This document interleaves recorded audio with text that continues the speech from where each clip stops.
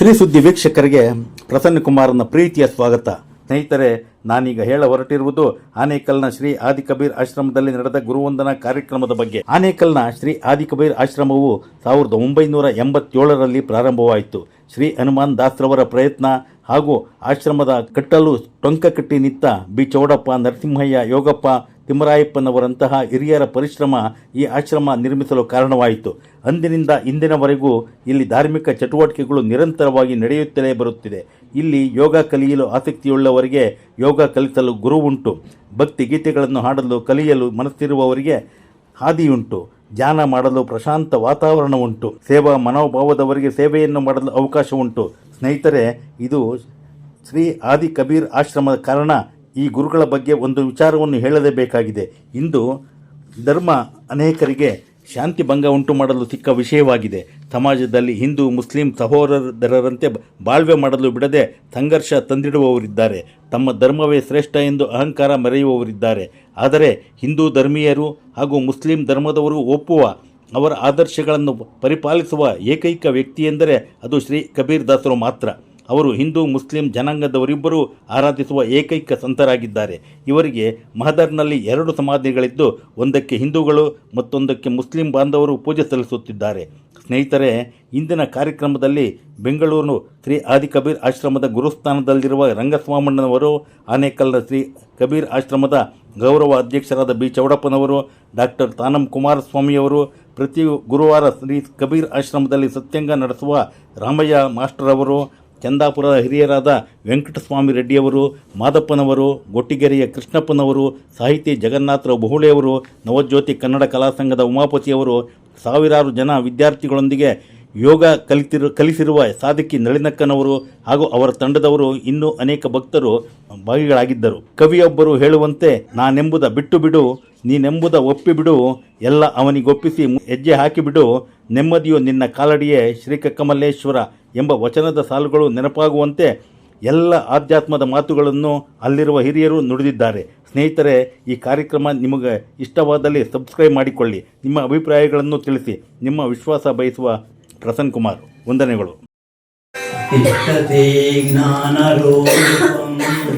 ನರರೂಪಂ ಕಬೀರಭೋ ವಾಸನಾಜಾಲ ಸರ್ವತ್ರ ಜ್ಞಾನದೃಷ್ಟಿ ವಿನಶ್ಯತಿ ತ್ವಂ ಕಬೀರ ಮಹಾವಂದೇ ಜ್ಞಾನಿನಾಂ ಅಧಿಕಭವಃ ಜಡಾಧ್ಯಾಸ ಮಹಾಬಂಧನಂ ಬೋಧಜ್ಞಾನ ವಿಮೃಚ್ಯತೆ. ಓಂ ನಮೋಸ್ತುತೆ ಗೋಸ್ವಾಮಿ ಧರ್ಮದಾಸಸ್ಯ ವಂದನಂ ಚ ಪುನಃ ಪುನಃ. सदगुरु कबीर साहेब की जय, हनुमान दास साहेब की जय, गुरु माता जी की जय, रंगस्वामी दास साहेब की जय, चौड़प्पा दास साहेब की जय. सब साधु संतन को जय जय गुरुदेव. ಕಬೀರ್ ಸಾಹೇಬರು ಈ ರೀತಿ ಪ್ರತಿಪಾದನೆ ಮಾಡಿದ್ದಾರೆ. ಏನಪ್ಪ ಅಂದರೆ, ಎಂತೂ ನಾಂ ನರಜನ್ಮ ದುರ್ಲಭ ಹೈ ಅಂತ ಹೇಳಿದ್ದಾರೆ. ಏನಿದ್ರು ಅಭಿಪ್ರಾಯ ಅಂದರೆ, ಆಗಲೇ ಹೇಳಿದ್ರಲ್ಲ ರಂಗಸ್ವಾಮಿ 84 ಲಕ್ಷ ಜೀವರಾಶಿಗಳು ಅಂತ. ಆ ರೀತಿ 84 ಲಕ್ಷ ಜೀವರಾಶಿಗಳಲ್ಲಿ ಶ್ರೇಷ್ಠವಾದ ಜನ್ಮ ಮಾನವ ಜನ್ಮ ಅಂತ ಹೇಳಿದ್ದಾರೆ. ಶ್ರೇಷ್ಠವಾದ ಜನ್ಮ ಮಾನವನ ಜನ್ಮ ಅಂತ ಯಾಕೆ ಹೇಳಿದ್ರು ಅಂದರೆ, ಮಾನವ ಜನ್ಮದಲ್ಲಿ ವಿವೇಕ ವಿಚಾರ ಮಾಡೋ ಶಕ್ತಿ ಇದೆ. ಬೇರೆ ಜನ್ಮಗಳಲ್ಲಿ ಇಲ್ಲ, ಆ ಶಕ್ತಿ ಇಲ್ಲ. ಆದ್ದರಿಂದ ಮಾನವ ಜನ್ಮ ವಿಶೇಷವಾದ ಜನ್ಮ. ಈಗ ನಮಗೆ ಮಾನವ ಜನ್ಮ ಪ್ರಾಪ್ತಿಯಾಗಿದೆ.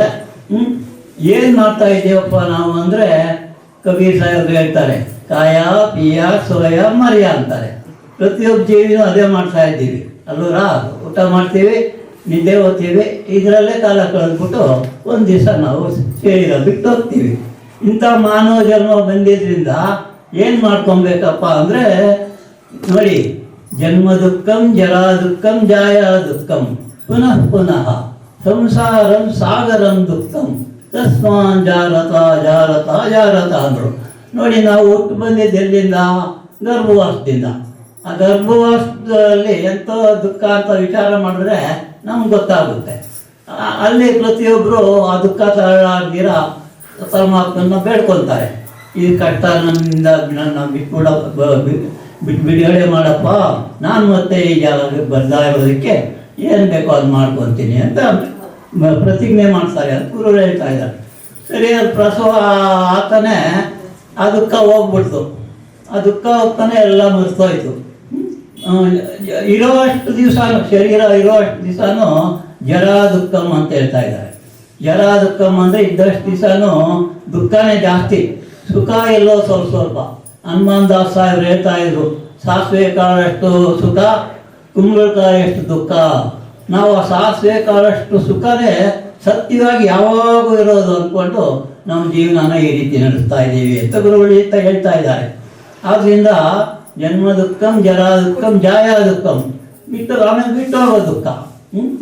ಮತ್ತೆ ಇದು ನಾವು ಜರಾದ ದುಃಖದಲ್ಲಿ ಮಾಡ್ತೀವಲ್ಲ ಕೆಟ್ಟ ಕಾರ್ಯಗಳು, ಅವೆಲ್ಲ ಮತ್ತೆ ನಮಗೆ ಬಂಧನ ಆಗ್ತೈತೆ, ಮತ್ತೆ ಹುಟ್ಟೋದಕ್ಕೆ ಕಾರಣ ಅದೇ. ಆದ್ದರಿಂದ ಈ ಹುಟ್ಟು ಸಾವಿರ ದುಃಖದಿಂದ ಬಿಡುಗಡೆ ಆಗಬೇಕು ಅಂತ ಗುರುಗಳು ತಿಳಿಸ್ತಾ ಇದ್ದಾರೆ. ಆ ಬಿಡುಗಡೆ ಆಗಬೇಕಾದ್ರೆ ಏನು ತಿಳ್ಕೊಂಡ್ರೆ ಬಿಡುಗಡೆ ಆಗ್ತೀವಿ ಅಂದರೆ, ನಾನು ನಾನು ಅಂತ ಪ್ರತಿಯೊಬ್ಬ ಜೀವಿನೂ ಅಂತ ಇದ್ದೀವಿ.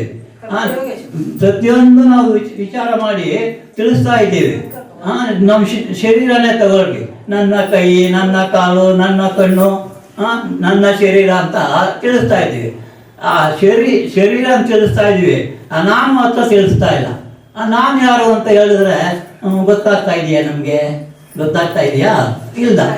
ಆದ್ರಿಂದ ಕಬೀರ್ ಸಾಹೇಬರು ಅದೇ ಹೇಳಿದ್ದಾರೆ, ಜಡಾ ಚೈತನ್ಯದು ವಸ್ತು ಹೈ ಅತಿ ಪ್ರಸಿದ್ಧ ಕಿ ಜಗಮಾಯ. बोलो सदगुरु देव की जय, बोलो सदगुरु कबीर साहेब की जय, बोलो सदगुरु हनुमान साहेब की जय, बोलो सर्व संत महंत की जय. ಸರ್ವರಿಗೂ ಶರಣ.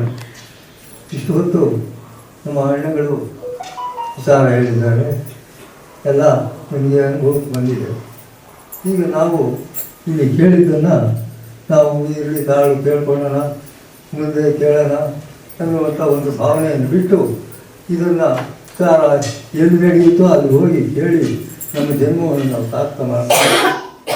ಬರುವುದೇ ನರಜನ್ಮ ಮುಂದಕ್ಕೆ, ದೊರಕುವುದೇ ಸದ್ಗುರುವಿನ ಪಾದಾರ್ಥವು, ಕರುಣವಿಹುದೇ ಕಾಲನಿಗೆ, ಮರವೆಯೇ ಮೃತ್ಯುವಿಗೆ, ಆಲಸ್ಯವೇ ಯಮದೂತನಿಗೆ, ಸುಸ್ಥಿರ ಉಳಿದ ತನುವಿಗೆ ನರರಿದನೇನು ನಂಬಿ ಧೈರ್ಯದಲ್ಲಿ ಹರವನ್ನು ಕಾಣ. ಮುಂದಕ್ಕೆ ಈ ನರಜನ್ಮ ಬಂದರೂ ಸದ್ಗುರುವು ದೊರೆಯುವನೋ ದೊರೆಯಾನೋ, ಕಂದಕ್ಕೆ ಸದ್ಗುರುವು ದೊರೆತರೂ ತನಗೆ ತನ್ನ ನಿಜವ ತಿಳಿಯಬೇಕೆಂಬ ವಿವೇಕವು ಬರುವುದೋ ಮೇಳಬಾರದೋ. ಆದ ಕಾರಣ ಈ ಧರ್ಮೀಯರು ಈಗಲೇ ಮುಕ್ತಿಯ ಸಾಧಿಸಿದ ಅಮ್ನಿಪ ಅಂತ ಮಹತ್ವ ಹೇಳಿದ್ದಾರೆ. ಈಗ ನಾವು ವಾರಕ್ಕೋ 15 ದಿನಕ್ಕೋ ತಿಂಗಳಿಗೋ 2 ತಿಂಗಳಿಗೋ ಗೊತ್ತಾಗಿರ್ತೀವಿ. ನಮ್ಮ ಜನ್ಮ ನಾವು ಸಾರ್ಥಕ ಮಾಡ್ಕೊಳ್ಳೋದೆಲ್ಲ ಬಂತು. ನಾವು ನಿತ್ಯ ಕೇಳಿ ನಮ್ಮ ಜನ್ಮದಲ್ಲಿರ್ತಕ್ಕಂಥ ಅಂಧಕಾರವನ್ನು ಹೋರಾಡಿಕೊಂಡು ನಮಗೆ ಜ್ಞಾನದ ಬೆಳಕನ್ನು ಕೊಡಪ್ಪ ಪರಮಾತ್ಮ ಅಂತ ಹೇಳಿ ಕೇಳಿಕೊಂಡು ನಾವು ಎಲ್ಲಿ ಆಶ್ರಮ ನಡೆಯುತ್ತೋ ಅಲ್ಲಿ ಹೋಗಿ ಕೇಳಿಕೊಂಡು ನಮ್ಮ ಜನ್ಮವನ್ನು ನಾವು ಸಾರ್ಥಕ ಮಾಡಿಕೊಳ್ಬೇಕು. ಇದು ಮಾನವ ಜನ್ಮದಲ್ಲಿರ್ತಕ್ಕಂಥ ಒಂದು ಪುಣ್ಯದ ಫಲ.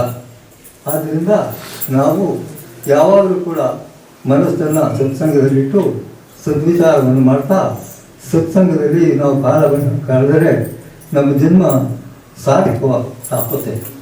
ಆ ಸಾರ್ಥಕತೆಯನ್ನು ನಾವು ತಿಳ್ಕೊಳ್ಬೇಕಾದ್ರೆ ಮುಂದಕ್ಕೆ ಈ ಜನ್ಮ ಗೊತ್ತೈತೋ ಬರೋದಲ್ಲ ಗೊತ್ತಿಲ್ಲ, ನಾವು ಏನೇನು ಜನ್ಮಗಳು ಎತ್ಕೊಂಡು ಬಂದಿದ್ದೀವೋ ನಮಗೆ ಗೊತ್ತಿಲ್ಲ. ಆದ್ದರಿಂದ ಹೇಳ್ತಾರೆ ಮಹಾತ್ಮರು, ಹಿಂದೆ ಕ್ರಿಮಿಕೀಟ ಆದಿ ಜನ್ಮದಿ ನೊಂದು ಪೂರ್ವದ ಪುಣ್ಯ ಸುಕೃತ ಫಲದಿಂದ ಹೊಂದಿ ಪಾವನವಾದ ನರಜನ್ಮವನ್ನು ಮುಂದಿನ ಮುಕ್ತಿಯ ಬಯಸದೆ ಮೋಹಾಂಧಕಾರದಿ ಮುಳುಗಿ ಮಧ್ಯ ಮಾಂಸಾದಿಗಳ ತಿಂದು ಗುರು ಹಿರಿಯರ ಸೇವೆಯ ಮಾಡದೆ ಪುನರಪಿ ಕಂದಿನಾಯಿಗಳಾಗಿ ಹುಟ್ಟುವರಿಂದ ನಾವು ಮುನಿಪ ಅಂತ ಮಹಾತ್ಮ ಹೇಳಿದ್ದಾರೆ. ಯಾಕೆ ಇಷ್ಟು ಹೇಳಿದ್ದಾರೆ ಅಂತಂದರೆ, ಮನುಷ್ಯರು ಜನ್ಮವನ್ನು ಸಾರ್ಥಕ ಮಾಡಿಕೊಳ್ಳಿ, ಸತ್ಸಂಗದಲ್ಲಿ ನಮ್ಮ ದುಃಖಗಳನ್ನು ಕಳ್ಕೊಂಡು ಸದ್ವಿಚಾರವನ್ನು ತಿಳಿದು ನಮ್ಮ ಜನ್ಮವನ್ನು ಸಾರ್ಥಕ ಮಾಡಿಕೊಳ್ಳಿ ಅಂತ ಹೇಳಿ ಹೇಳಿದ್ದಾರೆ. साहेब की जय, श्री हनुमान साहेब की जय, माता जी की जय, सर्व संत महंत की जय. ಪೂಜ್ಯರು ಪ್ರಾತಸ್ಮರಣೀಯರು ಸದ್ಗುರುಗಳಾದಂಥ ಸದ್ಗುರು ಶ್ರೀ ಹನುಮಾನ್ ಸಾಹೇಬರ ದಿವ್ಯಚರಣೆಗಳಿಗೆ ವಂದಿಸುತ್ತಾ, ಪೂಜ್ಯ ಮಾತಾಜಿಯವರ ದಿವ್ಯಚರಣೆಗಳಿಗೆ ವಂದಿಸುತ್ತಾ, ನೆರೆದಿರುವ ವೇದಿಕೆ ಮೇಲೆ ಆಸಿರುವ ಎಲ್ಲ ಗಣ್ಯರಿಗೂ ಮತ್ತು ನೆರೆದಿರುವ ಎಲ್ಲ ಮಾನ್ಯರಿಗೆ ಮಹಿಳೆಯರಿಗೂ ವಂದಿಸುತ್ತಾ ಒಂದೆರಡು ಮಾತುಗಳನ್ನು ಹೇಳೋದಕ್ಕೆ ಇಚ್ಛಪಡ್ತೀನಿ. ಸದ್ಗುರು ಕಬೀರ್ ಸಾಹೇಬರು 15ನೇ ಶತಮಾನದಲ್ಲಿ ಇದ್ದಂಥವರು. ಅವರನ್ನು ಪೋಷಣೆ ಮಾಡಿದವರು ಮುಸ್ಲಿಂ ದಂಪತಿಗಳು. ಹಾಗಾಗಿ ಅವರಿಗೆ ಕಬೀರ್ ಅಂತ ಹೆಸರು ಬಂತು. ಬಲವಂತವಾಗಿ ಮತಾಂತರ ಮಾಡಿದ್ದರಿಂದ ಅವರು ಮುಸ್ಲಿಮರಾದರು. ಹಾಗಾಗಿ ಅವರಿಗೆ ಕಬೀರ್ ಅಂತ ಹೆಸರು ಬಂತು. ಅವರು ಆಕ್ಚುಲಿ ಅವರು ಎಲ್ಲರಂತೆ ಜನನಾಗಿಲ್ಲ ಅಂತೇಳಿ ಪ್ರತೀತಿ ಇದೆ. ಪ್ರಕಟಗೊಂಡರು ಒಂದು ಲಹರ್ತಾರ ಧಾಮ್. ಈಗ ದೊಡ್ಡ ಆಶ್ರಮ ಅಲ್ಲಿ ನಿರ್ಮಾಣವಾಗಿದೆ. ಲಹರ್ತಾರ ಅಂದರೆ ಸರೋವರದಲ್ಲಿ ಪ್ರಕಟ ಆದರು ಅಂತೇಳಿ ಹೀಗೆ ನಡೀತಾ ಇದೆ. ಅವರು ಪೂರ್ಣ ಆಧ್ಯಾತ್ಮ ಜ್ಞಾನಿಗಳು. ಕಬೀರ್ ಸಾಹೇಬರು ಪರಿಪೂರ್ಣವಾದಂಥ ಆಧ್ಯಾತ್ಮ ಜ್ಞಾನಿಗಳು. ಅವರ ಪರಂಪರೆಯಿಂದ ಗುರುಗಳಾದಂಥ ಸದ್ಗುರು ಹನುಮಾನ್ ಸಾಹೇಬರು. ಸದ್ಗುರು ಹನುಮಾನ್ ಸಾಹೇಬರು ಬೆಂಗಳೂರು ನಗರದಲ್ಲಿ ಸಿದ್ದೇ ರೋಡ್ನಲ್ಲಿ ಮೊಟ್ಟ ಮೊದಲಿಗೆ ಒಂದು ಆಶ್ರಮ, ಅದಕ್ಕೆ ಮುಂಚೆ ಕಬರ್ಪೇಟೆಯಲ್ಲಿ ಸಣ್ಣದಾಗಿ ನಡೀತಾ ಇತ್ತು.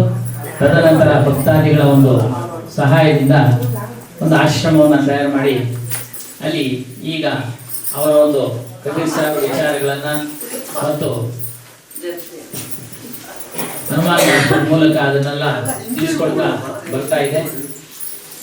ಮತ್ತು ಈ ದಿನ ಇಲ್ಲಿ ಒಂದು ಆಶ್ರಮದಲ್ಲಿ ಗುರು ಪೌರ್ಣಮಿ ಸಂಬಂಧ ಒಂದು ಪೂಜಾ ಕಾರ್ಯಕ್ರಮವನ್ನು ಹಮ್ಮಿಕೊಂಡಿದ್ದಾರೆ.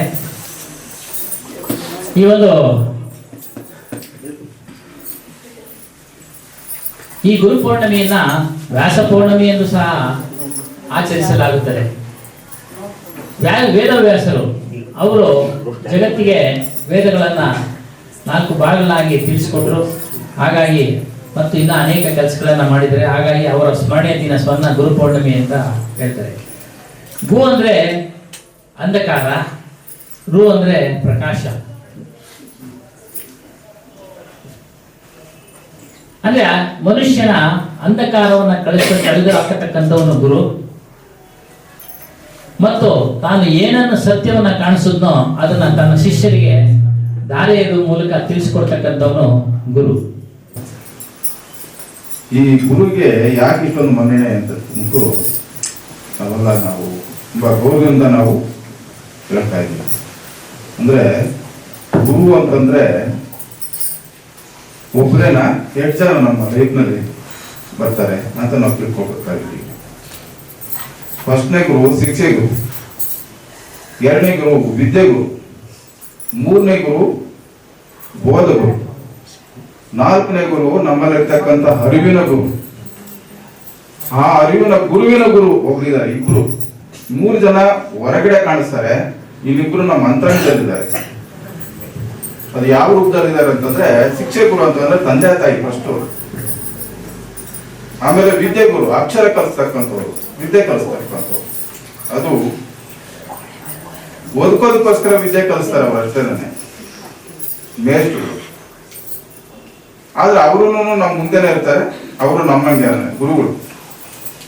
ಆದ್ರೆ ಈ ಬೋಧ ಗುರು ಇರ್ತಾರಲ್ಲ, ನಮಗೆ ಬೋಧನೆ ಮಾಡ್ತಕ್ಕಂಥವ್ರು, ಅವ್ರು ಸಿಕ್ಕೋದು ಬಹಳ ವಿರಳ, ಎಲ್ರಿಗೂ ಸಿಕ್ಕಲ್ಲ. ಸಾಮಾನ್ಯವಾಗಿ ಅವರವರು ಒಂದು ಹಿಂದಿನ ಸಂಸ್ಕಾರದ ಅನುಸಾರವಾಗಿ ಅವ ಗುರು ಸಿಗ್ತಾರೆ, ಎಲ್ರಿಗೂ ಸಿಕ್ಕೋಕ್ಕಿಲ್ಲ ಗುರು.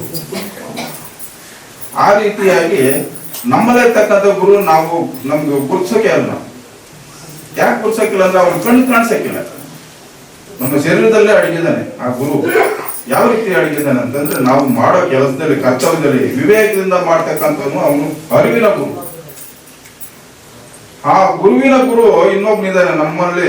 ಏನ್ ಮಾಡಿದ್ರೆ ಇದು ಒಳ್ಳೇದು, ಏನ್ ಮಾಡಿದ್ರೆ ಇದು ಕೆಟ್ಟದು ಅನ್ನೋ ಒಂದು ಆಲೋಚನೆ ಮಾಡ್ತಕ್ಕಂಥ ಶಕ್ತಿ ಅವನಲ್ಲಿ ಉಂಟು, ಅಂತ ಪವರ್ ಉಂಟು. ಆದ್ರೆ ಆ ಗುರುಗಳು ನಮ್ಮ ಕಣ್ಣಿಗೆ ಕಾಣಿಸಕ್ಕಿಲ್ಲ. ಅದು ನಮ್ಮಲ್ಲಿರ್ತಕ್ಕಂಥ ವರ್ತನೆಯ ಮೇರೆಗೆ ಅದು ಗೊತ್ತಾಗುತ್ತೆ. ಈ ರೀತಿಯಾಗಿ ನಮ್ಮ ಪ್ರಪಂಚದಲ್ಲಿ ನಾವು ನೋಡ್ತಕ್ಕಂಥ ಗುರುಗಳನ್ನ 5 ಜನ ಗುರುಗಳನ್ನ ನಾವು ಕಂಡಿದ್ದೀವಿ, ನಮ್ಗೆ ಅರಿವಿದೆ.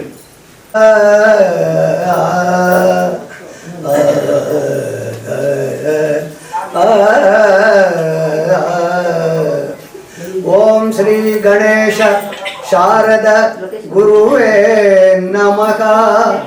ಗುರು ಬ್ರಹ್ಮ ಗುರುರ್ವಿಷ್ಣುಕೋ ಗುರುದೇವೋ ಮಹೇಶ್ವರಕ. ಗುರು ಸಾಕ್ಷಾತ್ ಪರಬ್ರಹ್ಮ ತಸ್ಮೈ ಶ್ರೀ ಗುರವೇ ನಮಃ. ತಸ್ಮೈ ಶ್ರೀ ಗುರವೇ ನಮಃ.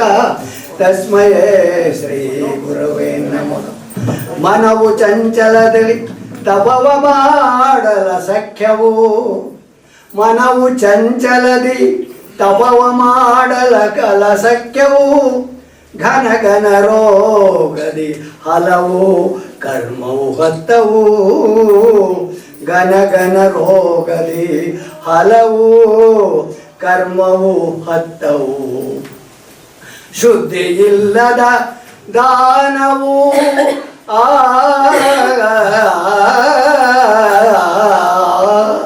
ಶುದ್ಧಿ ಇಲ್ಲದ ದಾನವು ವೃತಾಯವು. ಇನಿತರಿಂದ ಇನಿತರಿಂದ ಈ ಯುಗದಲ್ಲಿ ಹರಿಸ್ಮರಣೆ ಹರಿಸ್ಮರಣೆ ಹರಿಸ್ಮರಣೆ. ಇನಿತರಿಂದ ಈ ಕಲಿಯುಗದಲ್ಲಿ ಹರಿಸ್ಮರಣಲೆ ಚಂದ. ಪುರಂದರ ವಿಠಲ ವಿಠಲ ವಿಠಲ ರಂಗ ವಿಠಲ ರಂಗ ವಿಠಲ ರಂಗ. ಕಲಿಯುಗದಲ್ಲಿ ಹರಿ ನಾಮವ ನೆನೆದರೆ ಕುಲಕೋಟಿಗಳು ಧರಿಸುವವೋ. ಸುಲಭದ ಮುಕುತಿಗೆ ಸುಲಭನೆಂದೆನಿಸುವ. ಸುಲಭದ ಮುಕುತಿಗೆ ಸುಲಭನೆಂದೆನಿಸುವ. ಜಲರುಹನಾಭನ ನೆನೆ ಮನವೇ. ಜಲರುಹನಾಭನ ನೆನೆ ಮನವೇ. ಕಲಿಯುಗದಲ್ಲಿ ಹರಿನಾಮವ ನೆನೆದರೆ ಕುಲಕೋಟಿಗಳು ಧರಿಸುವವೋ. ಜಪವನ ನರಿಯನು ತಪವನ ನರಿಯನು.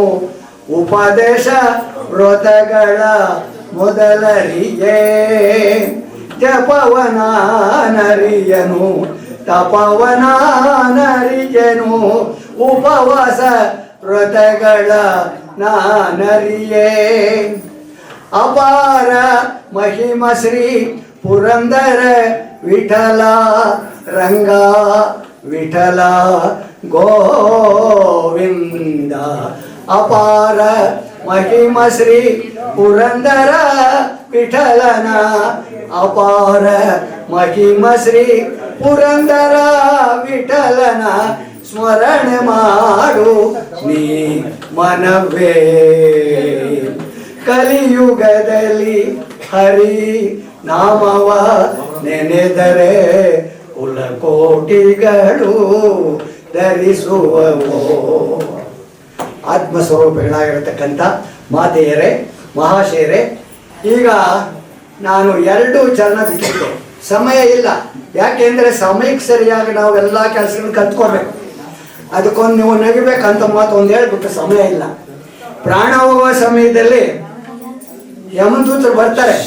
ಅಪ್ಪ ನಿನ್ನನ್ನು ಹೇಳ್ಕೊಂಡೋಗ್ತೇನೆ ಅಂತ. ಅಯ್ಯ ಸಾಕು ನಡಿಯಪ್ಪ, ಒಂದು ಭೂಮಿನ ಹಾಳು ಮಾಡಿಬಿಟ್ಟೆ, ಜನಗಳನ್ನೆಲ್ಲ ಕೆಡಿಸ್ಬಿಟ್ಟೆ, ನಡೆ ಅಂತ ಎತ್ತಿನ ಮೇಲೆ ಕರ್ಕೊಂಡು ಹೋಗ್ತಾರೆ.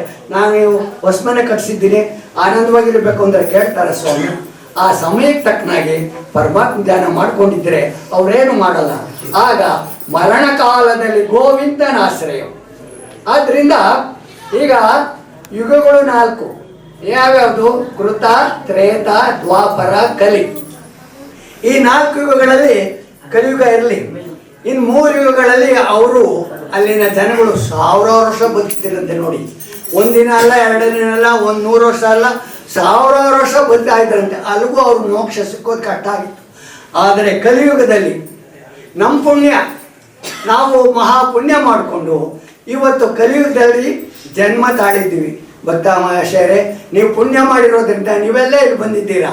ನೀವೆಲ್ಲ ಬಂದು ಪರಮಾತ್ಮ ಧ್ಯಾನ ಕೇಳ್ತಾ ಇದ್ದೀರಾ. ಈ ಕಬೀರಾಶ್ರಮದಲ್ಲಿ ಸಮಾವೇಶಗೊಂಡಿರುವಂಥ ಎಲ್ಲ ಹಿರಿಯರ ಪಾದಾರವಿಂದಗಳಿಗೆ ಕೊಡಮಟ್ಟ ನಮಸ್ಕಾರ ಮಾಡಿ ಒಂದು 5 ನಿಮಿಷ ಸಂವಾದ ಮಾಡೋಣ, ಚರ್ಚೆ. ಮೊದಲನೇದು ಕಬೀರ್ ಹೇಳಿದ್ರು, ಅವರಿಗೆ ವಿಗ್ರಹಾರಾಧನೆಯನ್ನು ನಂಬ್ತಿ. ಕಬೀರ್ ಅವರಿಗೆ 4 ಕಾಲು 8 ಕೈ 20 ಕೈ 2 ತಲೆ 4 ತಲೆ ಈ ಥರ ವಿಗ್ರಹಗಳಿಗೆ ಆಕಾರ ಕೊಟ್ಟು ಅವರು ಪೂಜೆ ಮಾಡಿ ಅಂತ ಹೇಳಿ ಒಪ್ಪಲಿಲ್ಲ. ಮೊಟ್ಟ ಮೊದಲನೆಗೆ ವಿಗ್ರಹಾರಾಧನೆಯನ್ನು ಕಬೀರವರು ಒಪ್ಪಿಲ್ಲ. ಹಾಗಿದ್ರೆ ಅವರು ಒಪ್ಪಿದ್ದು ಯಾವುದನ್ನು ಅಂದರೆ ನಿರಾಕಾರ, ನಿರ್ಗುಣ, ನಿರ್ಗಂಧ, ಕಣ್ಣಿಗೆ ಕಾಣದೇ ಇರುವಂಥ, ಮನಸ್ಸಿನ ಒಳಗಡೆ ಇರುವಂಥ ಆತ್ಮನನ್ನೇ ಪರಮಾತ್ಮ ಅಂತ ಅವ್ರು ಒಪ್ಪಿದ್ರು. ಅವ್ರ ತಾಯಿ ವಿಧವೆ ಬ್ರಾಹ್ಮಣರೊಳಗೆ ಗೊತ್ತಿರಲಿಲ್ಲ. 1398ರಲ್ಲಿ ಅವರು ವಾರಣಾಸಿ, ಇವತ್ತು ಕಾಶಿ ಇದೆಯಲ್ಲ, ಅಲ್ಲಿ ಹೋಗ್ತಾರೆ ಅವರು. ಅವ್ರ ತಾಯಿ ಬ್ರಾಹ್ಮಣರೊಳಗೆ ವಿಧವೆ, ಗಂಡ ಇಲ್ಲ. ಆಗ ಇವರು ಪರಪುರುಷನ ಸಂಸರ್ಗದಿಂದ ತಾಯಿಗೆ ಜನ್ಮ ತಾಳ್ತಾರೆ. ಜನ್ಮ ತಾಳಿದ ಮೇಲೆ ಅವರಿಗೆ ಜಿಜ್ಞಾಸೆ ಶುರುವಾಗ್ತದೆ, ಧರ್ಮದ ಜಿಜ್ಞಾಸೆ. ಧರ್ಮ ಅದೇನು? ಹೆಚ್ಚಾಗಿರೋದು ಕೊಟ್ಬಿಡೋದಲ್ಲ, ಕರೆದು ಕೆಲವರು ಏನು ತಿಳ್ಕೊಂಡಿದ್ದಾರೆ ಅಂದರೆ, ದಾನ ಅಂದರೆ ನಮ್ಮ ಬೇಕಾಗಿ ಇಲ್ಲೇ ಇರೋ ವಸ್ತುನ ಕೊಟ್ಬಿಡೋದು, ಅಥವಾ ಸಿರಿವಂತಿಕೆ ಯಾರಾದರೂ ದುಡ್ಡಿರೋರು ತೋರಿಸ್ಕೊಳ್ಳೋಕ್ಕೆ ಅಲ್ಲೆಲ್ಲ ಮಾಡ್ತಾರೆ. ಸೀರೆ ಕೊಡೋದು, ಬಟ್ಟೆ ಕೊಡೋದು, ಗ್ಯಾರಂಟಿ ಕೊಡೋದು, ಇದೆಲ್ಲ ಮಾಡ್ತಾ ಇದ್ದಾರೆ. ಅಂದರೆ ನಮ್ಮ ಹತ್ರ ಇದೆ ನೋಡಿ ಅಂತ ತೋರಿಸ್ಕೊಳ್ಳೋದು, ಅದು ದಾನನೂ ಅಲ್ಲ, ಧರ್ಮನೂ ಅಲ್ಲ. ಮತ್ತು ಯಾವುದು ದಾನ, ಯಾವುದು ಧರ್ಮ? ನಮ್ಮ ಕಬೀರವರು ಯೋಚನೆ ಮಾಡ್ತಾ ಮಾತಾಡೋಣ, ಬೇರೆ ಯಾವುದು ನಾನು ಹೇಳೋದಿಲ್ಲ. ಯಾಕೆಂದರೆ ಇವತ್ತು ನಾವು ಮಹಾಭಾರತ ಕೇಳಿ 2500 ವರ್ಷ ಆಯಿತು ಮಹಾಭಾರತ. ಯಾರು ಧರ್ಮರಾಯೂ ಆಗಲಿಲ್ಲ, ಕಳ್ಳನೂ ಆಗಲಿಲ್ಲ, ಎಲ್ಲ ಕುಬೇರು ಕಳ್ಳರು. ಈಗ ಗುರುವಿನ ಬಗ್ಗೆ ಬಹಳ ಅರಿವು ಬಂದಿದೆ. ಈಗ ಈ ಕಾಲಘಟ್ಟದಲ್ಲಿ ಬಹಳ ಅರಿವು ಬಂದಿದೆ. ಯಾಕಂತ ಹೇಳಿದ್ರೆ ನಾವು ಬಹಳ ಕಷ್ಟವನ್ನು ಬಿದ್ದಿದ್ದೇವೆ. ಈ ಭಾರತ ದೇಶವನ್ನು ಉಳಿಸ್ಕೊಳ್ಳೋದಿಕ್ಕೆ, ನಮ್ಮ ಸಂಸ್ಕೃತಿಯನ್ನು ಉಳಿಸ್ಕೊಳ್ಳೋದಿಕ್ಕೆ, ನಮ್ಮ ಧರ್ಮವನ್ನು ಉಳಿಸ್ಕೊಳ್ಳೋದಿಕ್ಕೆ ನಾವು ಎಷ್ಟು ಕಷ್ಟ ಬಿದ್ದಿದ್ದೀವಿ ಅಂತ ಹೇಳಿದ್ರೆ, ಅಷ್ಟು ಕಷ್ಟ ಬಿದ್ದಿದ್ದಕ್ಕೆ ಈಗ ಗುರು ಅಂದ್ರೆ ಏನು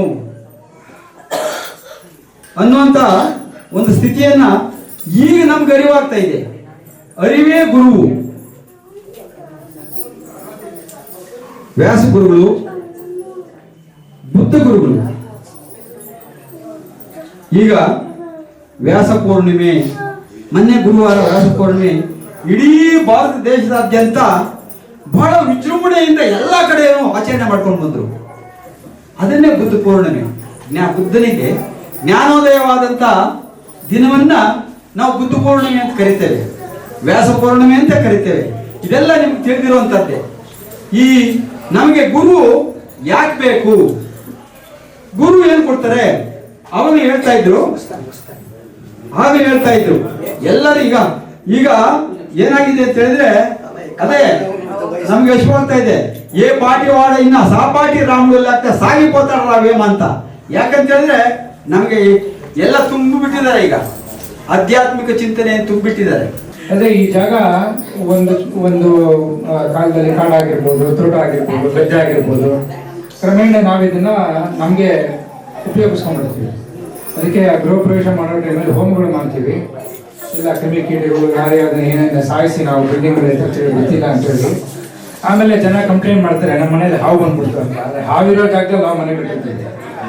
ಇದು ಯಾಕೆ ಈ ಮಾತನ್ನು ಹೇಳ್ತಾ ಇದ್ದೀನಿ ಅಂದ್ರೆ, ಇವತ್ತು ನಾವೆಲ್ಲ ಏನು ಬಂದಿದ್ದೀವಿ, ಈ ಒಂದು ಜಾಗ ಮಾಡೋದಕ್ಕೆ ಹಲವಾರು ಶ್ರಮ ಇದೆ, ಜಾಗ ಬಿಟ್ಕೊಡೋದಕ್ಕೆ ಹಲವಾರು ಶ್ರಮ ಇದೆ. ನಾವು ಕೂತ್ಕೊಂಡಿರೋ ಕಾರ್ಪೆಟ್ ಹಾಕೋವಾಗ್ಲೂ ಕೆಲವರು ಶ್ರಮ ಇದೆ. ಅದನ್ನ ಮೊದಲು ನಾವು ನೆನೆಸ್ಕೋಬೇಕು. ಇವಾಗ ಈ ಫೋಟೋ ಫ್ರೇಮ್ ಇರ್ಬೋದು. ಈ ಕಾಲದಲ್ಲಿ ಈ ಥರ ಫೋಟೋ ಫ್ರೇಮ್ ಮಾಡಬೇಕಾದ್ರೆ ಒಂದು 20,000 ರೂಪಾಯಿ ಆಗುತ್ತೆ. ಆ ಉಡ್ಡ ಸಿಗಲ್ಲ ಇವಾಗ. ಅದರಿಂದ ನಾವು ಏನನ್ನ ವ್ಯಾಲ್ಯೂ ಮಾಡ್ಬೇಕು ಅಂದ್ರೆ, ಯಾವುದಕ್ಕೆ ನಾವು ಮೌಲ್ಯತೆ ಕೊಡ್ಬೇಕಂತಂದ್ರೆ, ಮೊದಲು ನಮ್ಮ ಅಪ್ಪ ಅಮ್ಮ ಏನು ಹೇಳ್ಕೊಟ್ಟಿರ್ತಾರೆ ಅದು ಸರಿಯಾಗಿರುತ್ತೆ. ಬೆಳೀತಾ ಅದನ್ನ ಮರ್ತೋಗ್ಬಿಡ್ತೀವಿ. ಆಮೇಲೆ ಮತ್ತೆ ಸ್ವಲ್ಪ ವರ್ಷ ಆದ್ಮೇಲೆ ನಾವು ಅದನ್ನೇ ಮತ್ತೆ ಕಲಿಯಕ್ಕೆ ಶುರು ಮಾಡ್ತೀವಿ. ಆಹಾರ ಪದ್ಧತಿಯಿಂದ ಹಿಡಿದು ಆ ದೇವರ ಪೂಜೆ ತನಕ ನಮ್ಗೆ ಏನೇನು ಅಪ್ಪ ಅಮ್ಮ ತಿಳಿಸ್ಕೊಟ್ಟಿರ್ತಾರೆ. ಮೊದಲನೇ ಸರ್ ಅವರವರ ಸಂಪ್ರದಾಯ ಅವರವರ ಜಾಗದಲ್ಲಿ ಎಲ್ಲೆಲ್ಲಿ ಹುಟ್ಟಿರ್ತಾರೋ ಅಲ್ಲಿಗೆ ಕರೆಕ್ಟಾಗಿ ಇರುತ್ತದೆ. ನಾವು ಬರ್ತಾ ನಮ್ಮ ಅಪ್ಪನ ಬುದ್ಧಿ ಇಲ್ಲ, ನಮ್ಮ ಅಕ್ಕನ ಬುದ್ಧಿ ಇಲ್ಲ, ನಮ್ಮ ಅಣ್ಣನ ಬುದ್ಧಿ ಇಲ್ಲ ಅಂದ್ಬಿಟ್ಟು ನಮಗೆ ನಾವಾಗಿ ಬೆಳೆದು ಎಷ್ಟೋ ವರ್ಷ ಆದ್ಮೇಲೆ ನಾವು ಮತ್ತೆ ಮನವರಿಕೆ ಆಗತ್ತೆ. ಅದೆಲ್ಲ ನಾವು ಪಾಲನೆ ಮಾಡಿದ್ರೆ ಚೆನ್ನಾಗಿ ಇರ್ತಾ ಇದ್ವಿ ಅಂತ. ಗುರು ಮಹಿಮಾ ಅಪಾರ ಮಹಿಮಾ ಗುರು ಮಹಿಮಾ ಕಿಂ ವಚನೀಯಂ ಗುರು ಮಹಿಮಾ ಕಿಮ ವಚನೀಯಂ ಗುರು ಮಹಿಮಾ ಕಿಮ ವಚನೀಯಂ ಗುರು ಮಹಿಮಾ ಗುರು ಮಹಿಮಾ ಸಚ್ಚಿದಾನಂದ ಗುರು ಮಹಿಮಾ ಪಾವಯ ಹೇ ಮನ ಗುರು ಪಾವಯ ಹೇ ಮನ ಗುರು ಮಹಿಮಾ ಗುರು ಮಹಿಮಾ ಗುರು ಮಹಿಮಾ ಅಪಾರ ಮಹಿಮಾ ಗುರು ಮಹಿಮಾ ಶಾಂತಿ ಶಾಂತಿ ಶಾಂತಿ ಕಾಯೇನ ವಾಚ ಮನಸೇಂದ್ರಿಯ ಸೀತಾರಾಮನೇ ನಾಮ ಮೇ ವಿರುಚಿರ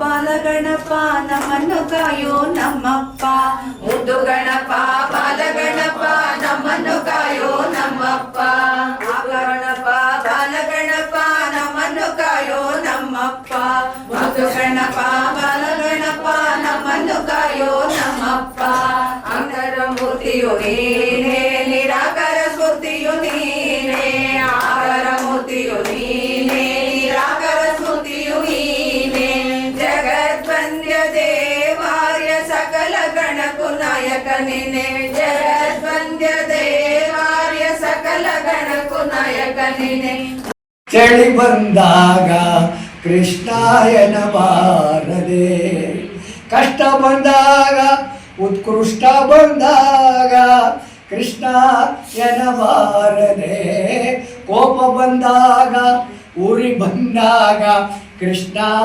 ಎನಬಾರದೆ, ನರ ಜನ್ಮ ಬಂದಾಗ ನಾಲಿಗೆ ಇರುವಾಗ ಕೃಷ್ಣ ಎನಬಾರದೆ, ಗಂಧವ ಪೂಸಿ ತಾಂಬೂಲವ ಮೆಲುವಾಗ ಕೃಷ್ಣ ಎನಬಾರದೆ.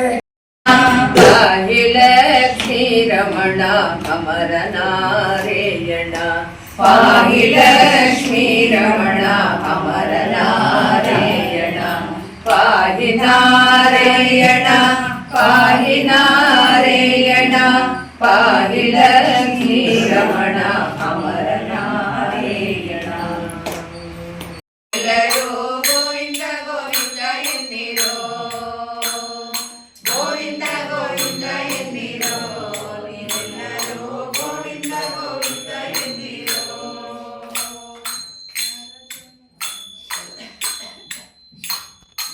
ಗುರುಪೂರ್ಣಿಮೆ ಕಾರ್ಯಕ್ರಮವನ್ನ ತುಂಬಾ ಅದ್ಭುತವಾಗಿ ಯಶಸ್ವಿಗೊಳಿಸಿರ್ತಕ್ಕಂಥ ತಮ್ಗೆಲ್ಲ ಭಕ್ತಾದಿಗಳಿಗೂ ವಂದನೆಗಳನ್ನ ತಿಳಿಸ್ತಾ ಇದ್ದೀವಿ.